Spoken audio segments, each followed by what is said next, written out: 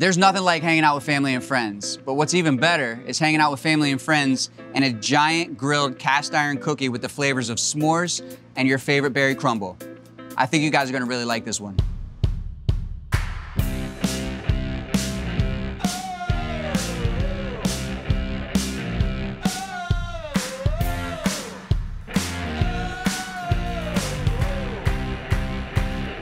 Always follow proper lighting procedures. Follow the manufacturer's instructions for lighting the grill. Keep the lid open and never lean over the grill when lighting it. First thing I'm gonna do is cream the butter and the sugars together, and then we'll start adding the remaining ingredients. Now we're gonna start adding our dry ingredients. I like to mix all the dry ingredients in one bowl, give it just a little bit of a mix. I mean, we're just baking cookies outside. Now most cookies call for like vanilla bean or vanilla extract, and what I've got here are some vanilla marshmallows. And this is also gonna give it like that s'mores kind of stretch that everyone's looking for.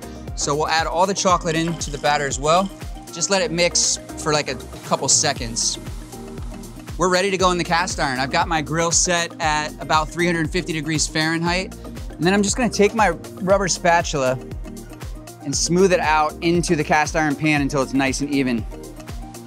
Ready to bake.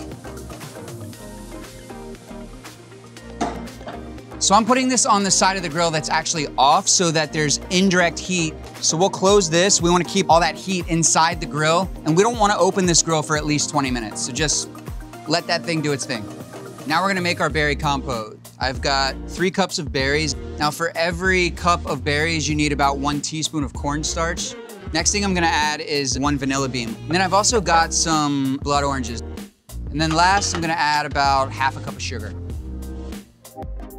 So we're gonna cook these berries on the propane burner until they're nice and glazed.